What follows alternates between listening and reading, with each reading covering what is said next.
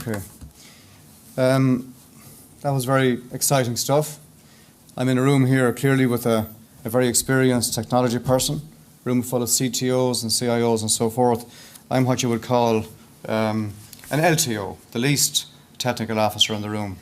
And what I'm here to talk to you about is what directors know and what directors do not know about this problem of cybercrime.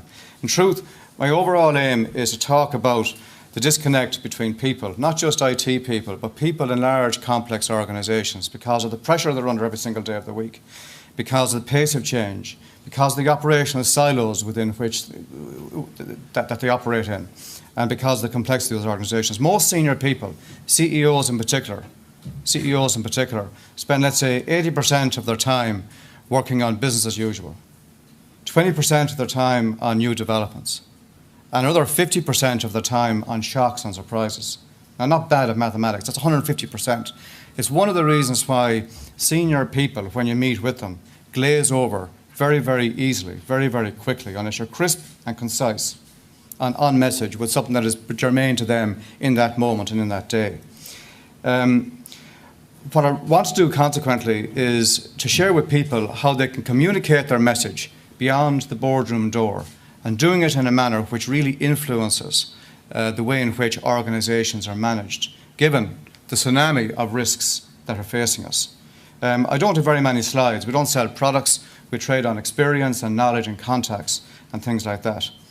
And because we're all human beings, you know, we find it easier to look at other people's mistakes, other people's failures, before we could recognise our own. I thought it might be a good idea just to look at other issues, other things that have happened over the last number of years, to help us understand and compare where we're at today as people on the defence side of this problem. What am I looking at here? At a board level in organisations, what you'll find is that, you know, the strapline, the Jimmy Maguire programme, Show Me the Money. That's a strapline which really kicks in the days and the hours after a major corporate event. When the stock has tanked out, when the cash is under pressure, the regulators are banging on the door, and customers don't quite know whether or not they can do business with you. Now, I'm not talking here about Irish banks or things like that. I'm talking here about problems that have been going on for the last decades, 40 and 50 years. Back in 1993, I think it was, a young PhD student called Deborah Pretty, working under Dr. Rory Knight in Oxford University, undertook a study called The Impact of Catastrophe on Shareholder Value. A seminal piece of work, and referred to still to this day. And she studied physical disasters, air crashes, product contamination, floods, or not floods we say, but oil spillages and things like that. And cyber clearly back in those days wasn't as germane as it is today. And what Deborah came up with were 5 telltale signs of helping people to differentiate between what we call recoverers and non-recoverers. You can detect recoverers and non-recoverers in the days and the moments after a major event, be it a cyber event or any event. The first one is fatalities, and I suppose in the context of cyber, that would extend to impacts on large communities, thousands and millions of customers and so forth. The second is the extent of the impact on stock value on a given day, the impact on cash. And then the fourth and fifth are very significant. One is management's responsibility, management's culpability in the period leading up to the event when it occurred. And then finally, management's talent in dealing with the circumstances they find themselves in.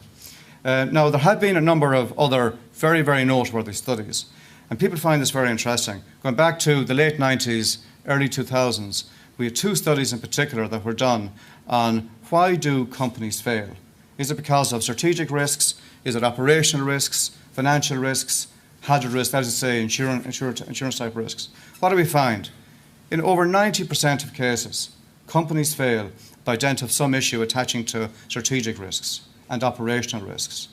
Now, the operational risk space is a space that we're interested in here, because this is the space that relates to the disconnect between people. something happens of a systemic nature across organisations. If I just explain a couple of them to you.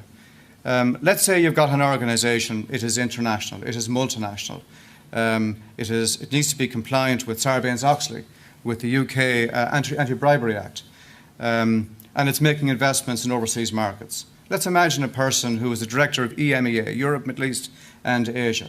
That person has to make an investment. The board wants to be satisfied that the business, the company they're doing business with, the people in that company are people of high integrity, people they can trust.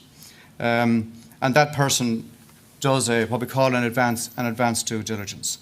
The kind of report you will get back on a person like that in a Middle Eastern country, in an Asian country might be, well, the individual concerned in relative terms is a clean fish, but that clean fish is swimming in, let's call it a dirty pond.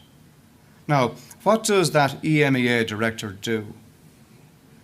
In one particular instance, not so long ago, I'm aware of a case where that person said, look, we need policies, we need procedures. I need to be able to train our folk out on the ground on how to detect, how to respond to events if they occur, to an offer, to basically a bribe. That person goes back to their chief compliance officer, their head of internal audit, to be told, we have the policies in place, we have the procedures in place. So why are you coming to us? What's the problem? There you have an instance, and it happens quite frequently, where the people fairly close to the coalface go back to their organisations and ask, what do I do? It's an example of what we would call in RMI mile-wide, inch-thick policies and procedures, because policy without practice has no teeth. Now, the takeaway here is, did you ever notice that after something goes wrong in a company, did you ever notice how, the press, the Times, the Financial Times, the Business Post can capture in just 3 to 5 minutes, or 3 to 5 column inches, what went wrong, why it went wrong, and who was responsible? The little story I gave it there is a real story, and it's an example of a company that felt it was in full compliance with an issue, but in fact it was fully negligent. Because when an event occurs, people look very, very silly. I remember back in, I think it was 96, we ran an organisation for a Fortune class company. It took months upon months to get the exercise organised. We had people from the States, executive VPs, right around the world.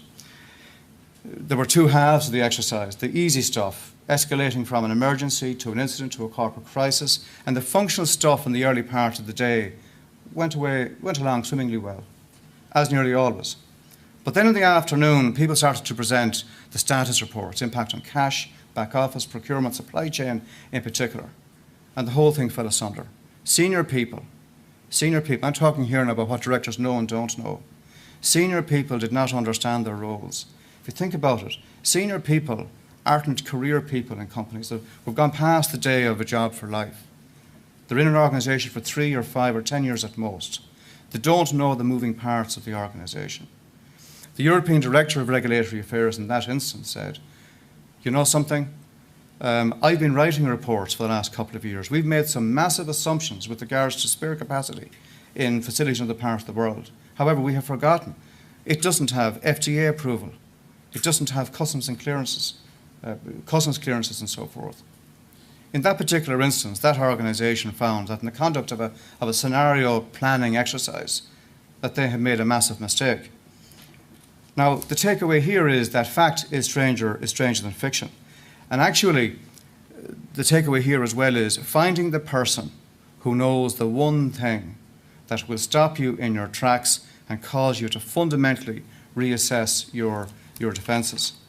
That's another example and another instance of, mile-wide, inch-thick defences in an organisation. Now, we're all actors. We're all very small actors here as private citizens in what we experienced recently in 2008, the global financial crisis. All of the companies that failed in 2008, all of the banks that froze and are still frozen, not just talking about the Irish banks, the really big players the global banks, they were all using proven and accepted risk management systems and models. All of those systems and models, in fact, were useless. They were useless then and they were useless today. That's a very, very big statement. How can I make such a statement? Well, in fact, the systems and the models that we're using were fine for the management of financial risks, but they were totally wrong for the management of strategic risks, right? The worrying thing and the awful thing is that they're still being used today because people do not understand what else they can use. They're, as I think Richard said at the moment, we haven't had the moment in the event in risk management terms where we've cracked it, right? Chief risk officers back in those days were asked by their boards of directors, can we take these risks? We're entering into an era of a new paradigm, tsunami of money, cheap credit, and so forth. And the CROs said, well, if you give us more budget, we'll hire more people, better mathematicians, and yes, we'll be able to take risks more safely. The CROs, rather than telling the boards how good they were, right, rather than telling the boards how worried they were, told the boards that yes, we can take these risks safely. So the takeaway here again, it's another example of mile-wide, inch-thick policies and procedures. But the question I have here is, we have the global financial crisis, the chief risk officers who failed back in those days.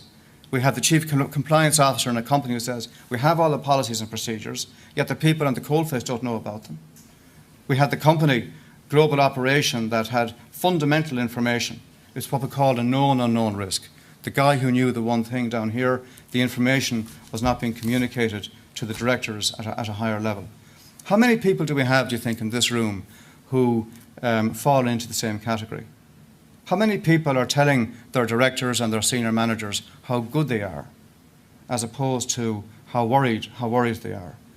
I'm kind of mindful just now of a guy who's a politician, an Irish politician today, who was once a terrorist, and is attributed with a statement that they, meaning the British government, had to be lucky all of the time. We only have to be lucky once. And the bottom line is that, you know, nobody is lucky all of the time. And people need to think of the adversaries. The people, and I think Paul gave an outstanding presentation there in the context of the pace of change, the diversity, the entrepreneurs that are out there on the other side, these criminals. And what we find is that whenever we respond to an incident, it's quite interesting. We find that at the director level, at the very, very senior levels, you've got shock and surprise. You've got shock and surprise. But at the operational levels, at the specialist levels, yes, there's shock. There is shock that something happened today, but there really isn't all that much surprise. What I'm here to tell you is that what some of the smart guys in town are doing. The smart guys in town are telling people, their senior managers and their boards of directors, that cybercrime, cyber threats, is not an IT issue.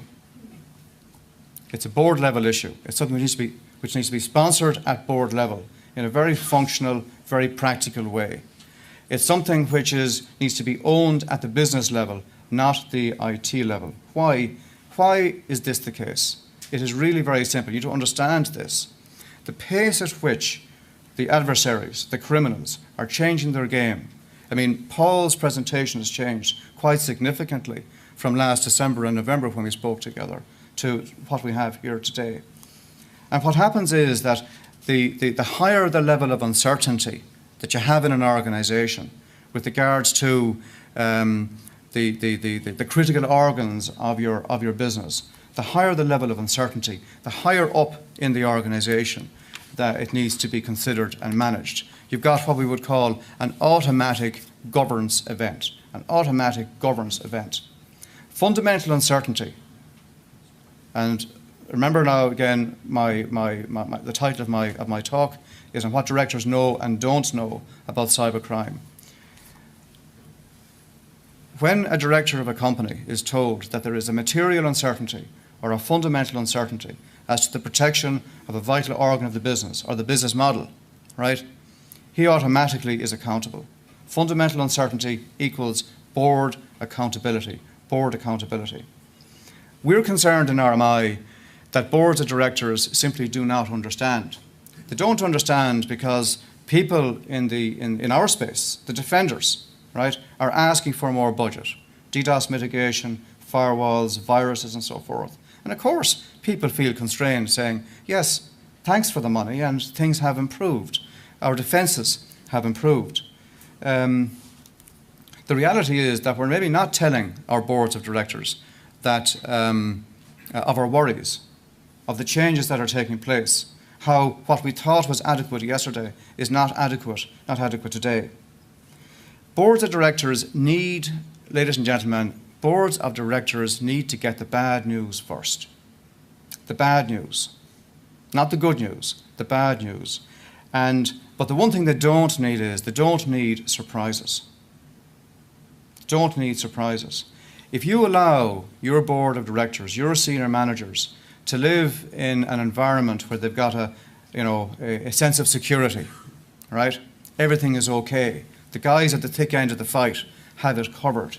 You, in fact, are setting up your company for a fall, for a big shock and surprise. And professionally, any of us that do that type of thing are also putting ourselves professionally at risk. Bottom line really here is, and the takeaway is, shock is okay. We can be shocked that things happened today in the way it happened, but surprise is not okay. Make sure that the senior folk in your organisations, if you're the one guy or the one girl that knows something, it's your responsibility to communicate that information up to the right people. We're concerned that managements are nervous. So we have boards that are, quite frankly, ignorant. They don't understand cyber threats and cyber crimes. They shouldn't be expected to. But we have managements that are nervous.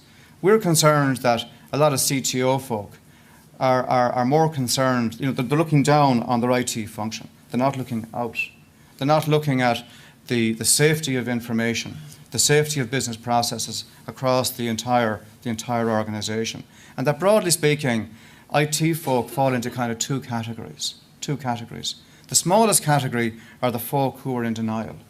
There's nobody could be in denial here today on foot of Paul's presentation and the particular presentations that are yet to come. The other category then are folk who are just under-resourced and over-challenged. I posted a blog recently on the task force website, and I think it's one of the most popular blogs still. And I think the question that I asked, the discussion I started, maybe some of you were involved in the discussion, was, do board of directors understand cyber threats? Do they understand cyber threats? And the responses that I got were quite interesting. They were not a surprise to me. They said that effectively, for most folk in the IT space, the boardroom is impenetrable for IT people. And this consensus kind of reminds me of, the global financial crisis. The CROs, that is the CROs who are responsible, we say, for the credit risk in banks. I think that those people have a lot to answer for, certainly. But those people still today, I think, are T-boys and T-girls to the boards of directors. That's another very big statement. That's an audacious statement. How can I say that with the tens of millions being spent in individual companies? Well, what were the dogs in the streets? And again, I'm trying to relate this. What can we learn from that in our context here? What were the dogs in the streets talking about in those days? They were talking about the wall of information, the wall of the tsunami of money hitting all the major economies at the same time. Okay? They were talking about the property bubbles in the US and in the developed world. Now, in 5 years' time, if I could just imagine myself going forward 5 years, what do I think the dogs in the streets will be talking about today in the context of cyber? I think they'd be saying, the major event, all the major attacks that are taking place, they're all blurring one into the other. They're all blurring one into the other. There was a time when you would have a major event in a given 6-month period or a quarter, but now they're blurring one into the other.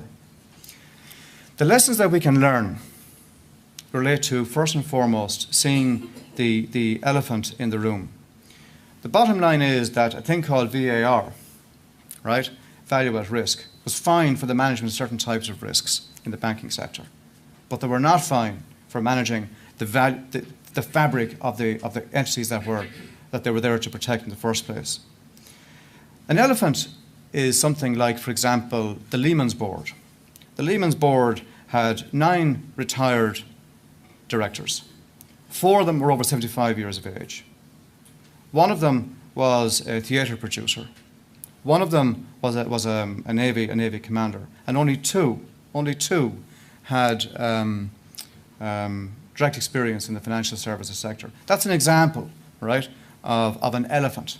Now, I'm sharing the example with you because I'm asking you to think of yourselves, think of your own organisations relative to the threats that are being, that you already know exist, and the information we're getting here today. People need to spend time understanding the adversaries, how they're changing and adapting, and their pace of change. You need to socialise issues with a thing called the 7 key constituencies. In a moment now, I'm going to show a little table. It's a table that is true for every organisation, an NGO, financial services company, a commercial company, a manufacturing company.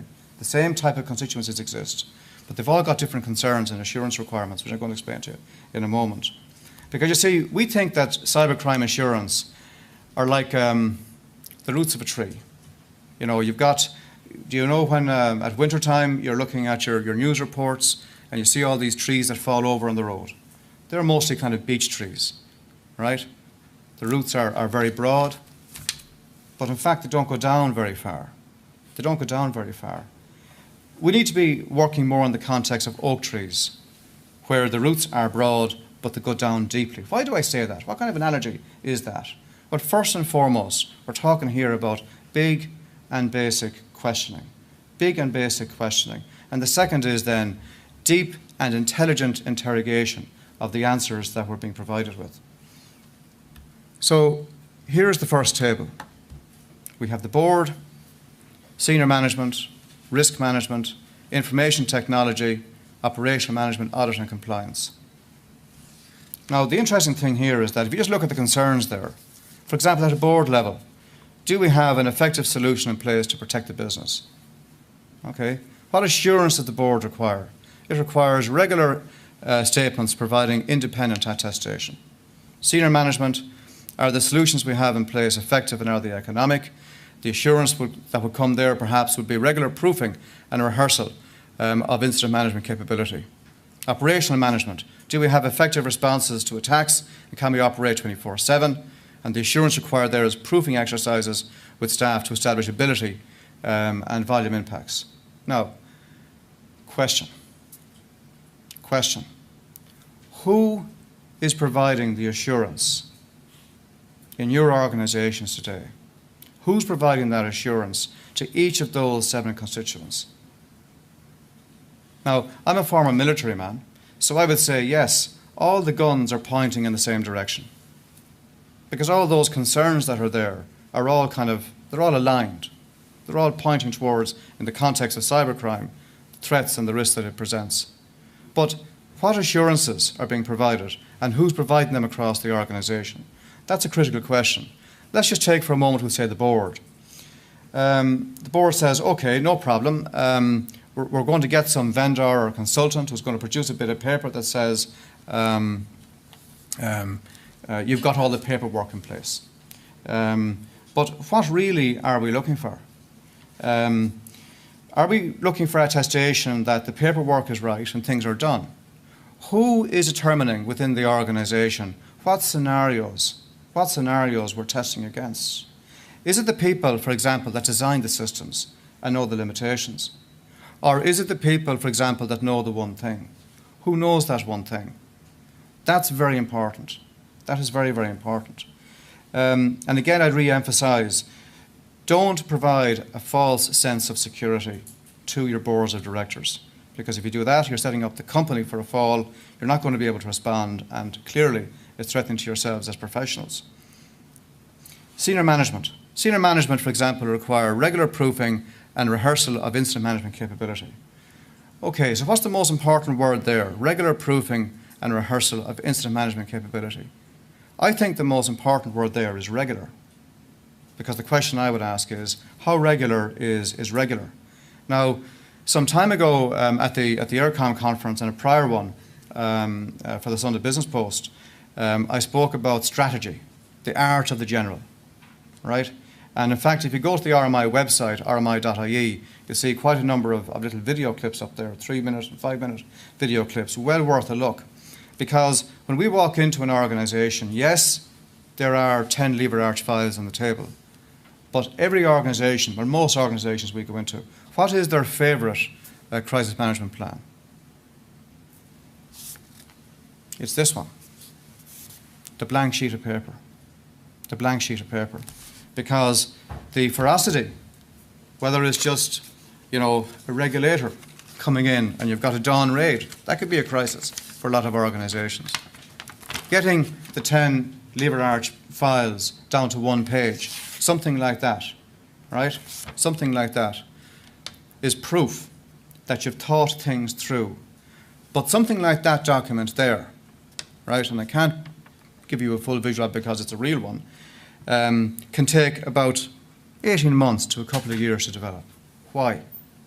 Because you see, within the 10 lever arch files, there's great cover, right? But when you put something down on a bit of paper that says, you are responsible for this, you report to that person, in the first hour you will do this, in the 5th hour you will do the other, and so forth. That's very, very threatening for people, and they don't like it. And in that earlier, in one of those video clips, I've spoken about the importance of organisations conducting scenario tests as part of their mainstream business activity. You don't need consultants. You don't need consultants to do it. You need to be looking at impacts on production, cash, operations, business processes, and so forth. I'll talk for a moment there about risk management. How many folk here know what a risk register is? Hands up. Well, that's great, quite a number. So I don't know, are you coming from an IT background or risk or whatever? But as you know, a risk register is something which is a bit like a balance sheet, assets and liabilities. There's the risk assessment half and there's the risk treatments half. By and large, in our experience, the risk assessment half is the best bit. All the risks are identified, people calculate the likelihoods through various methods and so forth, and they can rank and score their risks. But the bit, quite often, that is very gappy is the risk treatment side. Quite often, the bits that are best populated are those to do with IT, because IT knows what it needs to do to defend IT systems and so forth. But there's very little overlap and engagement from business. In other words, people on the business lines doing particular things within particular timeframes, independently attested, such that we know, yes, we can improve the risk, we can get it from the red down into the amber, right, if we do the following things. The problem with risk management in lots of organisations is that risk management is staffed and led by people who, a lot of them come from internal audit, right? Internal audit and audit is like driving a car looking through the kind of the rear view mirror, right? It's all about confirming that what we did yesterday and last year was right. It's all about making sure that the historic financial information is correct, it stacks up, it can be trusted. But the reality is that risk management is about, I want to get from point A to point B. What are the things that can stop me, throw me offline, distract me in getting from point A to point B? That's what risk management is about. Now, in the case of information technology, IT, the assurance required there is continuous cyber threat assessment and risk analysis with prioritised remediation programs. Now, threat assessment and risk analysis, people need to understand there is a kind of a nuance. There's some nuances and difference between threat assessment and risk analysis. Again, there's a 2-minute clip in one of the video clips on the RMI website there for you to understand those nuances. We wouldn't expect you to know the detail, but you have to understand there are differences, right? Half the battle if you understand those differences and the nuances and so forth. The question I would have for people, when you're doing the risk analysis, how involved are you in the conduct of business impact analysis? How involved is IT in the conduct of business impact analysis? Why is this important? Well, in fact, business impact analysis is all about the business. It's not about IT. It's about the business. And when you are deeply involved in the conduct of business impact analysis, this is where you get first sight of the threats and the risks to the vital organs of the business. This is where you begin to get the ammunition that will help you to communicate, to socialise the issues, share your concerns, because now you're not talking about IT. You're talking about the business, right? And if I was to advise people on what one thing they should take away, at least certainly from my presentation to you this morning, it is, if you're not intrinsically involved, or at least comprehensively involved in the conduct of business impact analysis in your organisations, find a way to get involved, because you will get the information, the business information, that will allow you to begin to communicate in language that senior people understand. So what's my point here? This table here, and I think Michael Baum is going to refer to this table later on in the afternoon. I'm talking here about the 7 key constituencies. They've got 7 different types of concerns. They've got 7 different types of assurances. Now, the question you should have is, am I involved, or who is involved in addressing the range of assurances within the organisation here? Do we have beech trees, mile-wide, inch-thick cover, or do we have big and basic questioning with, deep and intelligent interrogation of the answers? That really is the question here. Now, some more questions that are perhaps more germane to IT specifically. And Michael in the afternoon will be talking about mapping risks, designing your responses and communicating those to the board. Here's an example of some of the big and basic questions which we believe that people should be asking of themselves. For example, do we follow attack developments, and are we aware of current trends, and so forth. Okay, so you've come along to the conference here today, you've heard what Paul has had to say, you're going to hear what other folk, specialists in the cyberspace, have had to say. Are you informed? Is getting bulletins and reading news articles and so forth, is that being informed? I'm conscious that Michael, when he was CIO in AIB Group, founded the High-Tech Crime Forum for the banking sector. That didn't happen overnight. Banks that were competitors in the marketplace decided to come together to share information, near misses and worries. How many people here know or have some way of, or getting some feed of information that's germane to at least their sector with regards to new threats, new risks that are out there and challenging you?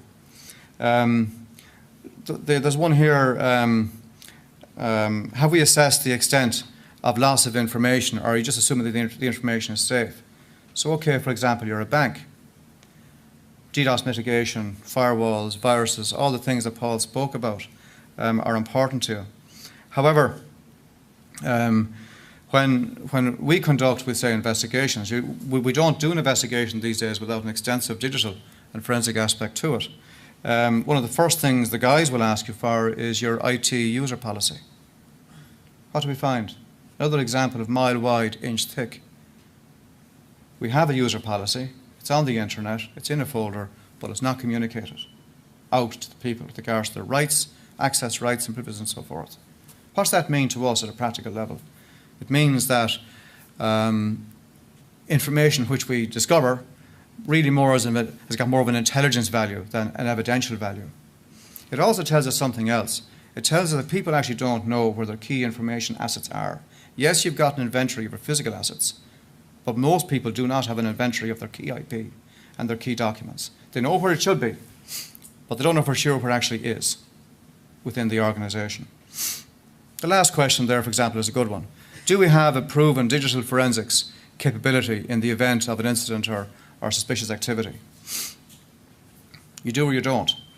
A machine or a system that is part of or the subject of an attack or the theft of information, you've got to regard that system or that machine as what? As a crime scene. Now, we all probably kind of have watched kind of CSI and things like that, right? What we understand is there's a discipline attached to it. There's a forensic detail attached to it. If you allow your IT folk to start trampling all over the evidence, it's akin to letting the Keystone cops in to destroy your crime scene. You're not going to get a conviction. And by the way, the things that are most important then is data protection, civil liberties. Do you know where you can go? Do you know where the boundaries are, and so forth? So these are very, very practical questions that are germane to IT folk in the context of cybercrime assurance. What's the solution? Well, we would say there are four pillars or four legs, four pillars in cybercrime assurance. About 20 years ago, when we founded the company, we were in the special risk business. What's special risk? It's an insurance term. Kidnap, product contamination, and extortion. First time we encountered cyber as an issue in our organizations was when it began to appear in special risks insurance policies back in maybe 10, 11, 12 years ago. Now, the difference between cyber extortion as it was perceived back then and today is what? Today it's far more likely to happen. Ransomware and the likes. But before I go on, let me just tell you a little kind of a technique that we use in RMI to help us ascertain where an organisation is. We call it the tell me, show me, prove it to me rule. When you walk into an organisation and you ask them, how good are your defences? The first meeting, you're going to be told of all the defences that are in place. And you'd walk away saying, you know something? 8 out of 10, maybe even 9 out of 10. And then we go for the second meeting and we're getting closer to the folk at the coalface. And we're saying, we've been told what's in place. Would you show us now? Just give us, bring us through the system and things like that. What happens? 9 times out of 10, we're going from 8 or 9 out of 10 down to 6 or 7, even 5 out of 10, right? People don't even get past the show me part. And then, of course, it all falls asunder at the last bit, prove it to me. Lots of organisations don't want tests to be done by outsiders because folk who are the defenders feel that they're going to be found out. There are people who have been telling their boards how good they are, as distinct from explaining to their boards how worried they are. So the tell me, show me, prove it to me rule. 8 or 9 out of 10 to 6 or 7 out of 10 down to 2, 3 and 4 out of 10. Scenario testing is mission critical. The first pillar in cybercrime and cyber threat assurance is what we call TARA, threat assessment and risk analysis. And the key bit here that needs to be really understood, particularly by IT people, is the business impact analysis. It's where you get the beautiful information that allows you to converse at a business level with senior people. The second is scenario testing. But scenario testing, ladies and gentlemen, at the pace set by the adversaries, not at the pace that suits you internally and administratively. You need to be doing certain things across the enterprise every quarter in a non-complicated way. I've described in one of the video clips on rmi.ie how 45 minutes per quarter will yield outstanding results. What are you going to have? You're going to have disagreements, fundamental disagreements. You're going to have rows between folk in IT, line management, risk management, audit, and so forth. Little clue for you.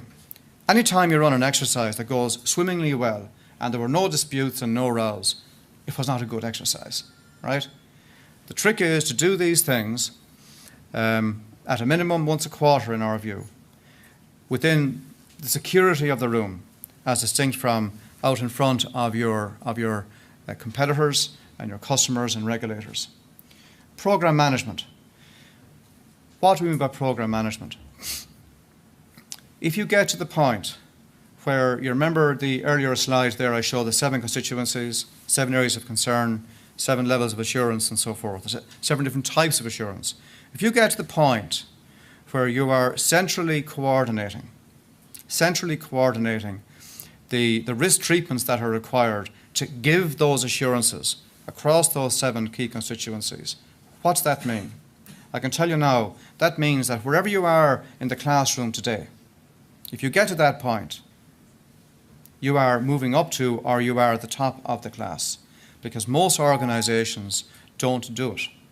And earlier on I spoke about, the title of my talk is What Directors Know and Don't Know. By and large, is a discussion really on the discontinuity between people in large organisations, because they're in different operational silos, pace of change, pressure on them and so forth. If you do all of that, you then get to the point in the context of crisis management whereby the directors of your company, really at a level, all they want to know is that they'll know what to do on the day. That's all a director of a company, particularly a non-executive director. They just want to know that they'll know what to do on the day. And you have to be able to say to them, we will know what we will have to do on the day. And if you follow our guidance, will know what you've got to do on the day. You're walking the talk if you've got competent business defence systems in place, if you have a process-driven and open culture where you are open to robust questioning, deep, remember the roots of the tree, deep, intelligent interrogation of all the answers being provided, and scenario testing at the pace set by adversaries, not at your internal administrative pace. To conclude, cybercrime is not an IT issue. It is a management issue. It is not a risk management issue. It is a business management issue. It needs to be addressed and managed, sponsored at the board level, but across the 7 key constituencies there that we referred to earlier on. Don't allow yourselves to get caught up in business as usual. Don't allow yourselves to spend 80% of your day administrating the proven and accepted systems and models and solutions that are out there. Spend as much time looking at what the adversaries are doing. Get involved in sector initiatives that allows you to share information, the kind of information that will only appear 6 months after, rather the kind of information that you will get 6 months before an event is reported. Talk business issues. Start with your threat assessment and risk analysis. Really get involved in business impact analysis. That's business talk. It's not IT talk. It's not cybercrime talk. It's business talk. Coordinate your risk treatments across the 7 constituencies in a centralised way. If you do all of that, then because we know we all can't be lucky all of the time, we will know what we are required to do on the day. It's not calculus. It's as simple and as practical as that. Thank you very much indeed.